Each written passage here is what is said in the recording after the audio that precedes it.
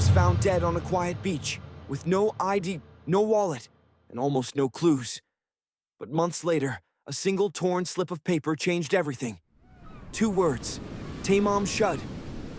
This is one of the strangest unsolved mysteries in modern history.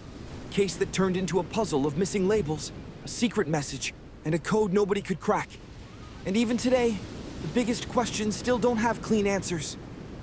It's 1948, early morning, Somerton Beach, Australia. A well-dressed man is found lying against a seawall. At first, it doesn't look like a crime scene. No obvious struggle, no clear injuries, no identity. But when investigators search him, something feels off.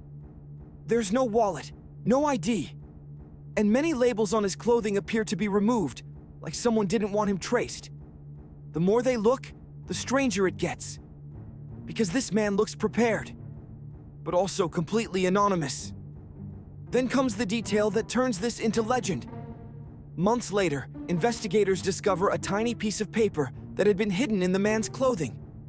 Printed on it are the words, Tamam Shud. It's a phrase linked to an old book of poetry, the Rubaiyat, and it roughly means, it is ended. Think about that for a second. A dead man, no name, no trail, and a message that reads like a final signature. It doesn't solve the case. It weaponizes the mystery.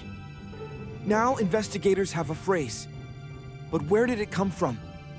Eventually, a copy of the Rubaiyat is connected to the case, and the page containing those words appears to have been torn out.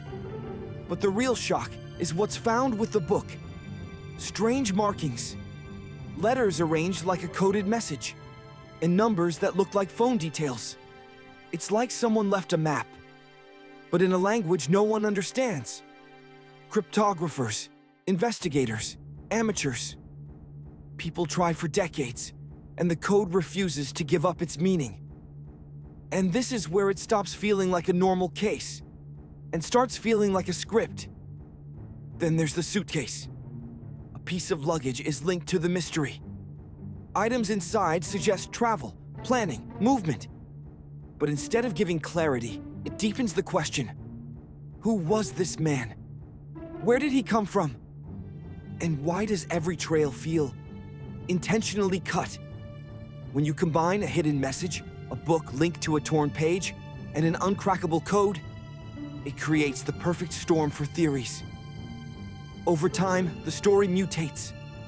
Some believe it was espionage, Cold War paranoia, secret identities, coded messages. Others think it was personal. A relationship, a meeting, a plan that went wrong. But here's the brutal truth. Without a name, the case becomes a shadow. And shadows attract stories. Decades pass. Technology changes. And the mystery survives generations. Then, many years later, modern forensic work and genetic genealogy push the case into a new era. And finally, an identity is announced. The Somerton man is believed to be Carl Charles Webb, a real person, a real name. After decades of being a ghost in a suit, he becomes human again. But even with a name, the hardest questions don't disappear. Why the message? What did the code mean?